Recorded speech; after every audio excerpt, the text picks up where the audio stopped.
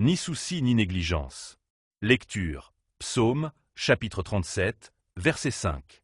Recommande ton sort à l'Éternel, mets en lui ta confiance, et il agira. Bible second. Remets ta voix sur l'Éternel, et confie-toi en lui, et lui, il agira. Bible Darby. Connaissez-vous quelqu'un qui ne soit pas aux prises avec quelques difficultés? Pour celui-ci, sa santé. Pour celui-là, son travail. Pour cet autre, son conjoint. Pour un autre encore, ses rapports avec les membres de sa famille, ou ses voisins ou ses frères et sœurs dans la foi. Selon l'importance que nous attachons à cette difficulté et, aussi, selon notre tempérament, nous pouvons nous mettre en souci, nous laisser asphyxier par ce souci, devenir amers, mécontents et parfois authentiquement malades. Ne parlons pas de notre joie dans le Seigneur qui, hélas, fait parfois place au doute. Le Seigneur Jésus nous enseigne de façon précise en ce qui concerne nos besoins quotidiens.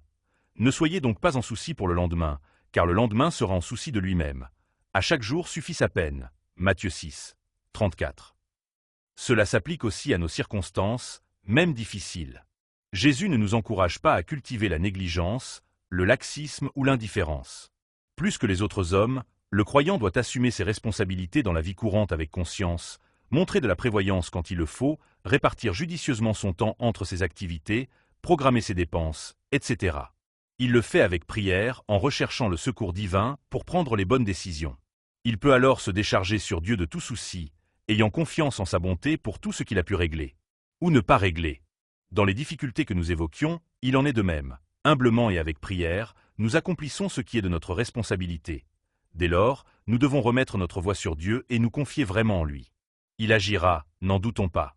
Peut-être pas pour effacer la difficulté devant nous, encore qu'il puisse le faire. Rien ne lui est impossible et toutes choses le servent. Peut-être veut-il nous apprendre quelque chose? En tout cas, il désire nous bénir, c'est sûr. En conservant notre souci, nous offensons notre Père qui connaît nos besoins mieux que nous et qui tient toutes nos circonstances entre ses mains. Souvenons-nous, il nous aime dans les jours difficiles autant que dans les jours agréables.